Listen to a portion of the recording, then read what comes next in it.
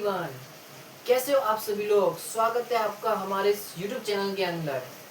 दोस्तों, मैं हूं अस्तित्व जैन और आज के इस वीडियो में हम लोग जानेंगे chain base index number find कैसे किया जाता है। तो चेन बेस को फाइंड करने से पहले हम लोग ये जान लें कि चेन बेस क्या होता है। देखो दोस्तों, इसके अंदर भी बेस आ रहा है, मतलब इसमें भी आपको बेस ईयर का कुछ चेंज करना है। जो हमारा फिक्स बेस था, इसके पहले हमने फिक्स बेस फाइंड करना सीखा था।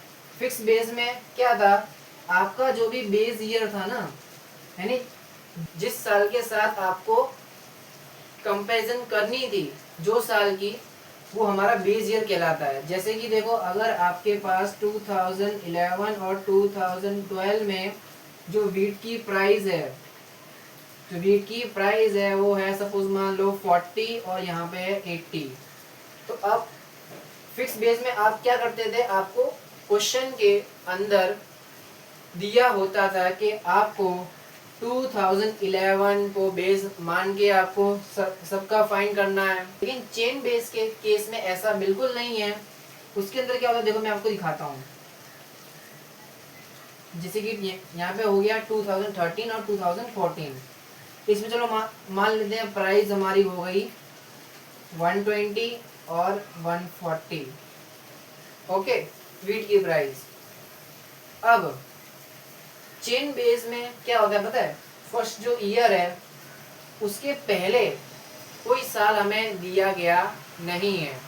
तो ये बात आप नोट कर सकते हो अपने बुक के अंदर कि जब भी आपके पास बेस ईयर ना हो, क्वेश्चन के अंदर भी ना हो, तो आपको क्या करना है पता है, जो आपका बेस ईयर होगा ना P0, वो आपका 100 होगा।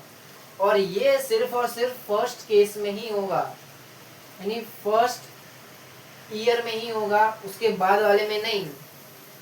ओके, तो ये फर्स्ट में आपको क्या करना है, देखो 40 लिखना है पहले, तो फिर बेस में क्या आएगा, 100 आएगा, इंटू 100।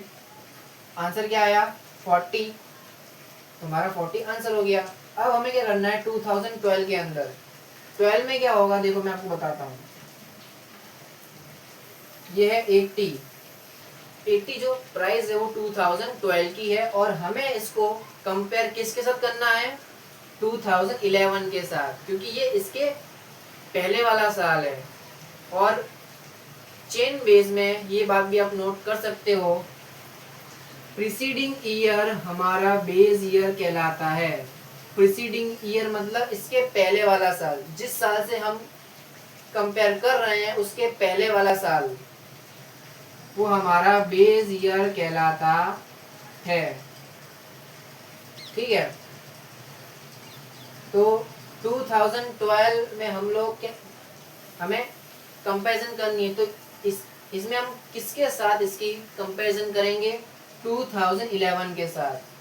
जो इसमें प्राइस दी गई उसके साथ कंपैरिजन करेंगे, मतलब 80 होगा ऊपर, और P0 में क्या आएगा, 40 आएगा बेस ईयर में, और यहाँ पे इंटू 100। अब क्या आएगा, ये 2 जा और ये 200। मतलब इसका 200 का मीनिंग क्या हुआ कि जो प्राइस थी वो 2011 में जितनी थी उससे 2 गुना प्राइस जो है वो 2012 में बढ़ चुकी है। ओके, अब 2013 की बारी। तो सबसे पहले 120 ऊपर लिख देंगे करेंट ईयर। फिर उसके बाद हमें इसकी जो कंपैरिजन है वो किसके साथ हमें करनी है, 80 के साथ करनी है, ना कि 40 के साथ करनी है। 40 के साथ कोई कंपैरिजन हमें नहीं करनी, क्योंकि अगर हमें क्वेश्चन के अंदर देते ये लोग कि भाई आपको 2011 के साथ सबकी कंपैरिजन करनी है और इंडेक्स नंबर फाइंड करना है, तो हम 2011 को बेस ईयर मान के चलते। पर यहाँ पे हमें कहीं गिवन नहीं है, तो हमें इसमें प्रीसीडिंग ईयर को ही बेस ईयर मानना है। तो यहाँ पे प्राइस है 80, तो इसको हम लिखेंगे बेस ईयर में मानेंगे। ठीक है, इंटू 100।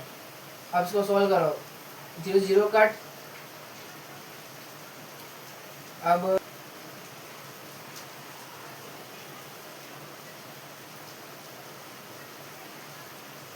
यहाँ हमारा आंसर आएगा 150। 2012 में 80 रुपीज थी ना, और अब कितनी हो गई, 120 हो गई। मतलब अगर हम ऐसे इसको सॉल्व करें, 80 प्राइस थी तब 100% थी, पर अब जो प्राइस है वो कितनी हो चुकी है, 120% चेंज आ चुका है। मतलब 50% और चेंज आया। मतलब 80 का 50% मतलब कितना होता है, 40, उसमें इंक्रीज हुआ तो 120 होता है। बिल्कुल ऐसे ही हमें करना है, और ऐसे ही आप ये भी कर सकते हो। तो अब मैं आपको इसके रिलेटेड क्वेश्चन में आपको करवाता हूँ। तो जल्दी से आप अपने बुक को ओपन कर लो और उसके अंदर एक्सरसाइज 1.1 ओपन कर लो, और उसका क्वेश्चन नंबर 1 ही हम लोग सॉल्व करेंगे। Standard 12 statistic part 1। चलो दोस्तों, ये रहा आपके सामने क्वेश्चन, और इसको आपको सॉल्व करना है, और इसमें आपको फाइंड करना है chain base index number find करना है। ओके, तो चलो देखते हैं कि इसमें कैसे फाइंड कर सकते हैं। जो आप क्या करोगे, सीधा लिख दोगे 275 इंटू 100 इंटू 100। और मैंने यहाँ पे क्यों लिखा 100, क्योंकि मैंने आपको ये पहले भी नोट करवाया था कि जब बेस ईयर ना हो तब आपको 100 लिख देना है बेस ईयर की जगह, और वो भी फर्स्ट में ही करना है सिर्फ। ये नहीं कि आप सब में करते जाओ, ऐसा नहीं। यहाँ पे हमारा आंसर आएगा 275, यानी कोई चेंज नहीं आया पहले साल में। फिर 2009 में जो क्या था, 284 हमारा वेज था, और इसको हमें किसके साथ कंपेयर करना है, अब 2008 के साथ। ओके, जब हम इसका फाइंड कर रहे हैं तो हम इसके पहले वाले साल से इसको कंपेयर करेंगे। 275 इंटू 100 इज इक्वल टू, फिर उसके बाद 289 का आ गया, तो 289 हम यहाँ लिखेंगे ऊपर, और उसके बाद इसके पहले वाला साल जिसके साथ हमें कंपेयर करना है, तो ये वाले साल से कंपेयर करेंगे। फिर 293 इसके ऊपर वाला साल वापस, फिर उसके बाद 297